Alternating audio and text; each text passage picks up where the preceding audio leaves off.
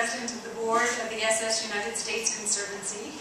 And on behalf of all of us on the board, and we would just like to warmly welcome you here tonight.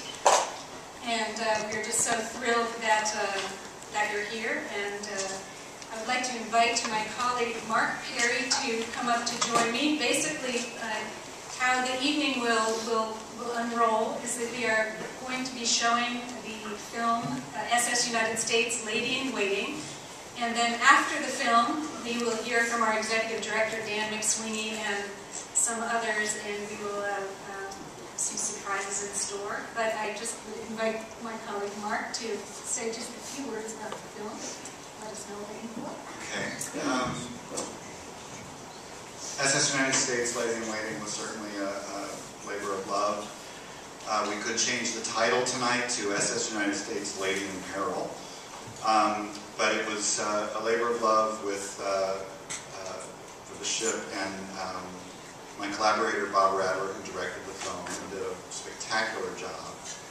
And I hope you enjoyed it. I know a lot of you have probably already seen it. I hope it gets better with age like a fine wine. So, and now because we're a small non-profit, I have to run over to the projector and start moving.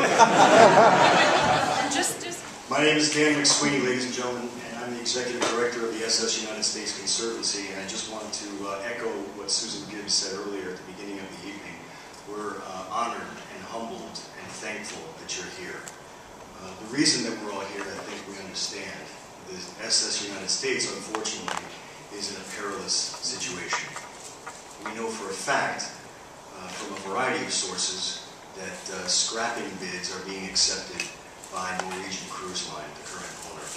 So the situation, it's safe to say, is quite dire. And what we're doing here this evening is we are essentially asking you and asking the general public for support. This ship absolutely cannot be lost. It's a symbol of everything that was great about our country. It's a symbol of everything that is great now about our country and everything that will be great in the future. So we're asking for the support of the American public, especially the American government, and perhaps a lucky investor or two to help us out in saving the ship. It's really down to the wire. However, the good news is that I'm absolutely confident that someone, we may know who it is, we may not know who it is, someone is going to step up and save this ship. I know it. I absolutely know it. And forgive me for preaching to the choir, but I just can't emphasize enough how important this would be as a stationary attraction that honors 20th century American history, that honors our maritime history, that honors our culture. Many diverse people worked on that ship. The reason I'm involved is my father was one of the crew members. He emigrated from Scotland to work on that ship and did so for 17 years. So I owe my very life to the fact that my dad moved here from Glasgow and met my mother in New York to work on that ship. So just want to say thanks for being here. As you know, we have launched our Save Our Ship campaign. So far, we've raised about $25,000. It's a start, all right? It's not $3 million, but it's a start. And I think that if we're realistically going to frame this thing, the importance of that Save Our Ship campaign is just to raise awareness and to create a sense of momentum and urgency among members of the public. And we're doing that. We have a congressional outreach program underway. We have outreach to prominent Americans that we know through our own networks. We've got outreach through the media and through our website to ordinary Americans that want to help. And there are thousands of them, without a doubt. We've been doing this for 5 years, and we've heard from people who are in their 90s and people who are 15, 16 years old and want to create video models of the SS United States. So it's truly an intergenerational American movement. A couple of things that I want to do very quickly. I know it's getting late, but there are a lot of people we have to acknowledge this evening. And I'll just start with the New York and Philadelphia working groups. First off, Sue Cacavalli is the woman that made tonight possible. She did an unbelievable job in organizing this and even preparing the food and serving some of the drinks. Outstanding, Susan.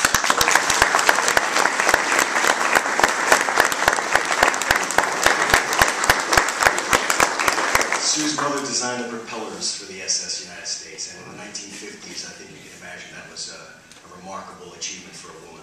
And it's Women's History Month, isn't it? So we're really proud of that. Alex Lyda is also here, Tom Rinaldi, Dan Callahan, Mark Lewis, Arlene Harrison, Michael Kramer. These are all people that, as volunteers, spend hours and hours of their week helping us to get this mission accomplished. And it's unbelievable that we have that level of support. In terms of our board, we're very proud. You met Susan Gibbs. Her grandfather designed the ship. Charlie Anderson, his father, was the longest-serving master of the ship, and he's here this evening as well. Charlie, welcome.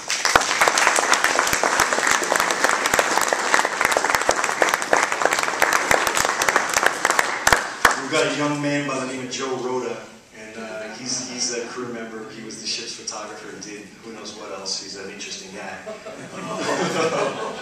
He's here as well. Also on our board, Steve Ujifusa from Philadelphia. And as you know, Mark Perry's here as well. So these are the people on our board of directors that provide the long-term strategic guidance to me, the lackey that has to execute their vision. And I'm proud to do so. We've also got Noelle Hollander. She's the daughter of Frank Brainerd, the premier naval historian in America, who unfortunately passed away, but Noelle is here and we're really happy to see her. Rita DeVecchis is here. She donated all of these incredible, incredible photos. It's part of a series, a suite, I guess it's called, of photos called Splendor and Decay. And those are for sale. The entire suite is $7,500 in case you're interested. If you're redesigning your office space, these are incredible additions, believe me. So the reason I mention that is we are actively fundraising. All right? I don't want to sound crass, but we are in a situation where we have to raise money. And the reason that we have to do that is we are continuing to develop a public-private partnership that will take this ship and either put it in Philadelphia or put it in New York as a stationary attraction.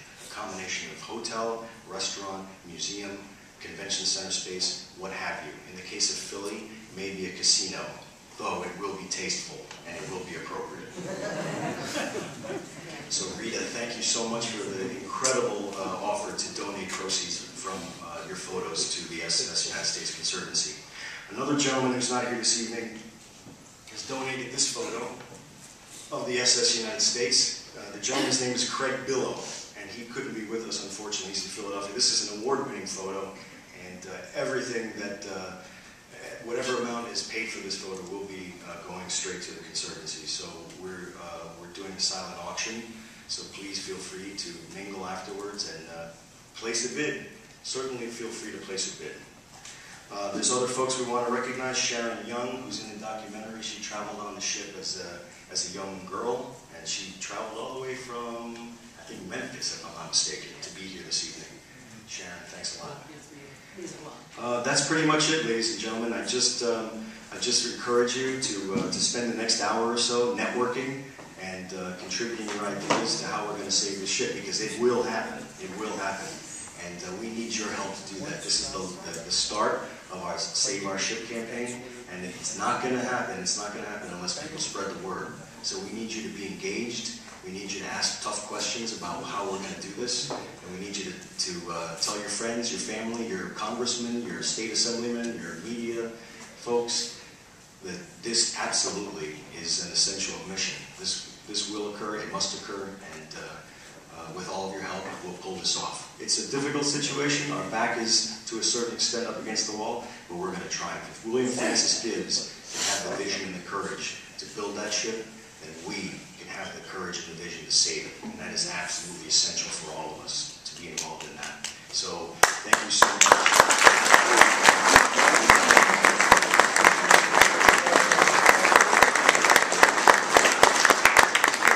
That's pretty much the end of the formal presentation.